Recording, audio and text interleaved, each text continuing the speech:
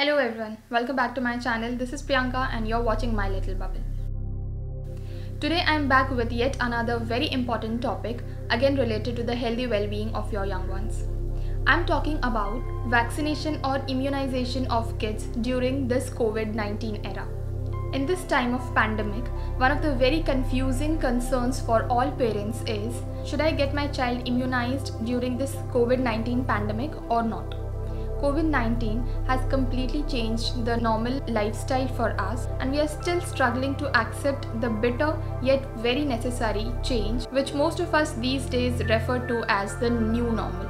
In this new normal, what still remains unchanged is the fact that immunization of kids should still top the list of the most important to-dos of a parent's life. It is essential that parents keep their kids' vaccination or immunization up to date, as vaccinations are meant to protect them against serious illness. If not today, hopefully tomorrow, when your child will return to interacting with other kids, they will have a protection from all those serious illness. You should call your child's pediatrician to know if their vaccination service is still running as usual, to make sure you can go there to keep up with the timeliness of your child's vaccine. Don't just assume that they won't be working or they won't be keeping the utmost required attention or care to carry out this process safely. The COVID-19 situation is changing almost every day. Your healthcare provider may be constantly adjusting their ways of providing care as things change.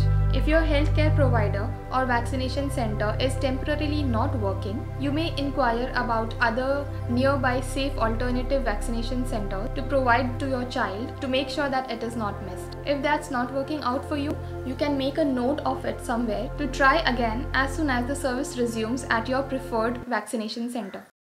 How to calm babies after vaccination. Number 1. Pacifiers and cuddling.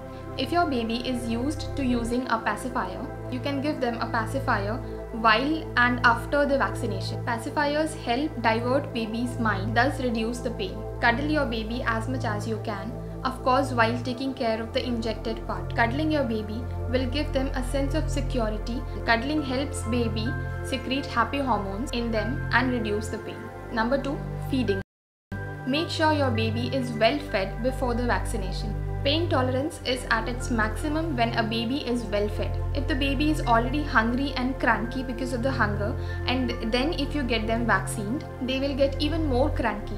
And at that point of time, it will be the most difficult to calm them down and also to feed them. So make sure that you have fed your baby well before you take them to the vaccination center. In case the vaccination center is very far away from your place, make sure to inquire about the feeding room in the vaccination center or the hospital that you're taking them, because these days most of the vaccination centers or hospitals do have a feeding room or a facility or a room where you can feed your baby. Number 3. Paracetamol drops.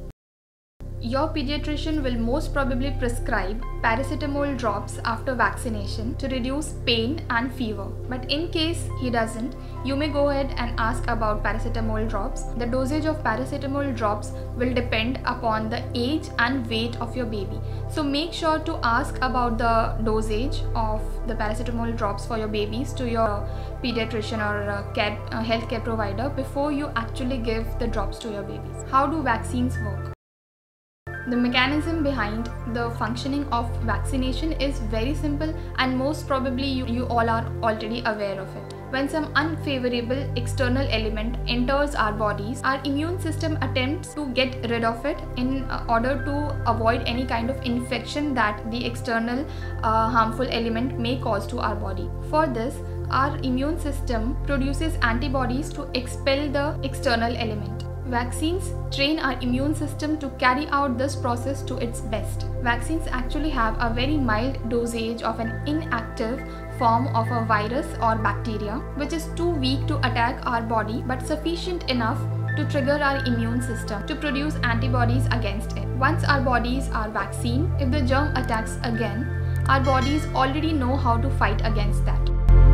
That's all for today's video, guys. Thank you so much for watching till the end. If you found this video helpful, please hit the like button and do subscribe to my channel for more such parenting content. I'll see you in my next video. Till then, bye bye, see ya, and happy parenting to you.